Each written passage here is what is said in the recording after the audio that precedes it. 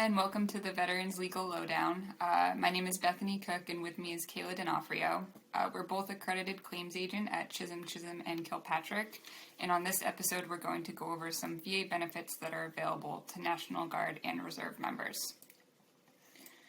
To get us started, I'm going to talk about qualifying service for VA benefits. So to be eligible for certain VA benefits, National Guard and Reserve members have to receive, first of all, discharges that are other than dishonorable. Unfortunately, if you do receive a dishonorable discharge, then you would not qualify for most benefits. Some VA National Guard and Reserve member benefits also require a certain amount of active service. For example, you might be required to have a certain amount of full-time active duty in the armed forces, which includes unit deployment and travel to and from such duty, but unfortunately it does not include active duty for training. You could also have a certain amount of full-time National Guard duty, which would be duty that you perform that makes you entitled to receive pay from the federal government. So an example of this would be if you're called up to respond to a national emergency or duties as a member of the active duty reserve. It's a little bit different if you're a traditional National Guard or Reserve member, as they do typically only serve on active duty 1 weekend per month and 2 weeks per year. However, they can become eligible for certain VA benefits by fulfilling a service commitment as well. For example, to be eligible for VA disability compensation, members have to have a disability that resulted from an injury or disease that was incurred or aggravated in the line of duty during either active duty or active duty for training. If you have a disability that occurred during inactive duty for training, the requirements for disability compensation are different. It's a little bit more stringent. For disability compensation for disability occurring during inactive duty training, the disability has to have resulted from an injury, heart attack, or a stroke specifically. And one last thing to keep in mind, it's unfortunately important to know that state active duty, for example, when a state governor activates National Guard members in response to a local disaster, that does not qualify as active service for the purposes of receiving VA National Guard and Reserve member benefits. And the first benefit that we're going to be talking about today is disability compensation. This disability compensation is a tax-free monthly benefit that's awarded to veterans with a 10% disability rating or higher. VA will pay monthly benefits to reservists or National Guard members for disabilities from disease or injury incurred or aggravated during active duty and inactive duty for training, or for disabilities from injury incurred or aggravated during inactive duty for training,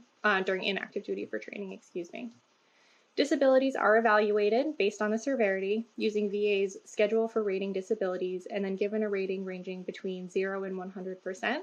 The more severe the disability rating is, the higher the disability rating VA will assign it, and the higher ratings are also associated with a higher monthly monetary value. For more information on how VA ratings work, I recommend checking out our CCK Live video, where we go into a lot more detail about how VA assigns ratings and then how they come up with their combined rating for your overall total disability rating. Another benefit that's available is VA pension. VA pension is a tax-free benefit to veterans with limited income and net worth who serve during a wartime period. Generally, veterans must have 90 days or 24 months of active duty depending on when they served to qualify.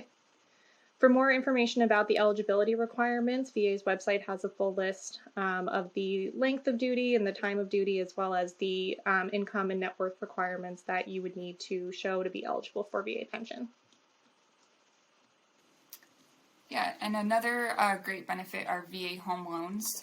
So VA home loans are mortgages that are guaranteed by the federal government that can help eligible service members and veterans buy a home or even adapt one to their needs. There are certain criteria that have to be met by National Guard and Reserve members to qualify for a VA home loan. For example, they can have 6 years of service in the selected reserve and either receive an honorable discharge or be put on the retired list. or if they were transferred to the standby reserve or an element of the ready reserve other than the selected reserve after receiving a discharge other than characterized as honorable. They can also qualify if they continue to serve in the selected reserves for a period longer than 6 years. Or lastly, if they were discharged or released from active duty for a service-connected disability, they can also potentially qualify. And there will be other requirements that have to be met for the home loan to be granted, but these are the basic requirements to meet before applying. And recently, the 2021 National Defense Authorization Act made a specific provision for National Guard members. As of 2021, due to this act, National Guard members' service are increasingly eligible to receive a VA home loan. So where previously a National Guard member would need to have served for 90 consecutive days on active duty, the new legislation makes it so that Guard and Reserve members deployed under Title 32, which means federally funded but state-controlled deployment, who have at least 90 days of service, with 30 days of those days being consecutive, eligible for the home loan program. So the new requirement is less stringent. As well, you still have to have 90 days of service. Only 30 of those days have to be consecutive. VA does offer some health benefits to National Guard and Reserve members as well. Eligibility for VA healthcare based on Title 32, which Bethany just described, depends on the veteran's disability being incurred or aggravated during their Title 32 service. Otherwise, VA healthcare benefit eligibility will depend on factors such as income. National Guard or Reserve members who served after November 11, 1998, such as active duty in Operation Enduring Freedom, Operation Iraqi Freedom, or Operation New Dawn, can receive enhanced eligibility to VA healthcare benefits as long as they enroll within 5 years of the date of their discharge or their release from service. In addition to the health benefits, there's also some education benefits that might be available. For National Guard and Reserve members, there are different eligibility requirements and different benefits that are offered through these different education programs. The first one we're going to talk about is the post 9/11 GI Bill.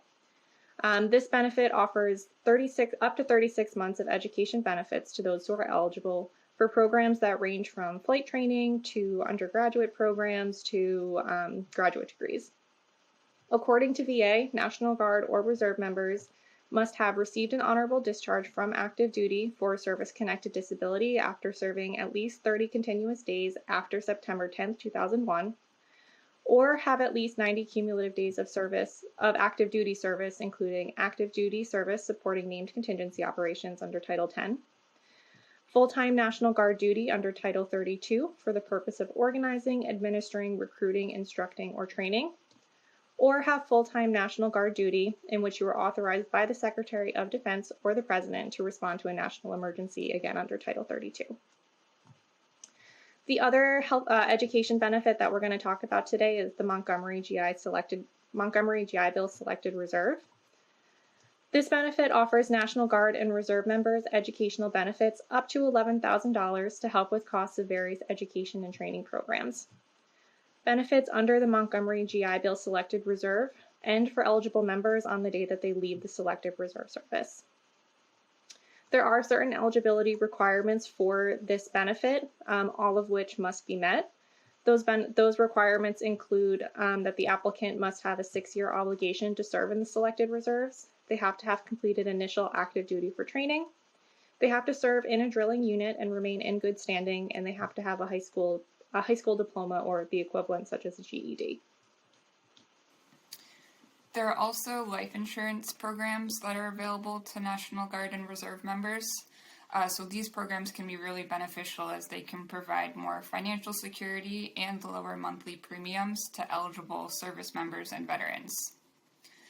Service members are automatically insured under full-time service members group life insurance if they are either a member of the Ready Reserve or National Guard who is scheduled to perform at least 12 periods of inactive training per year, or if they are a service member who volunteers for a mobilization category in the individual Ready Reserve.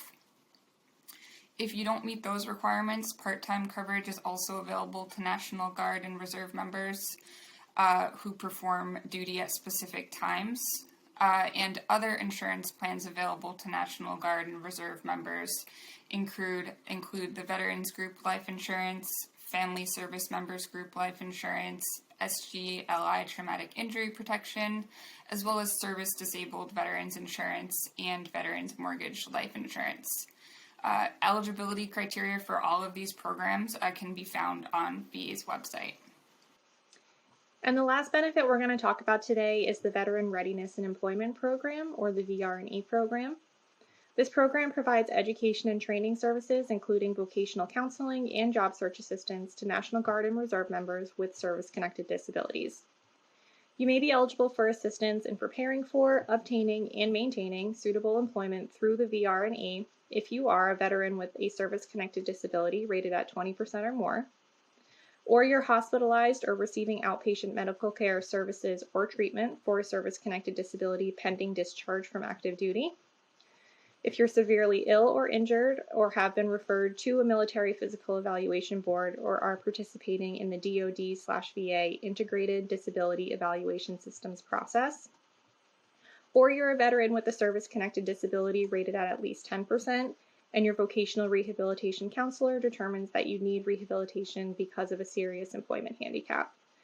You may also qualify for career counseling if you were recently separated from the military or are using the VA education benefits that we talked about a little bit earlier.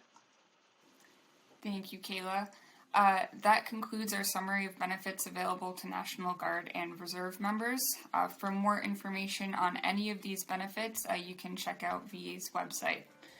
And thank you for tuning in, and subscribe to our podcast for future content.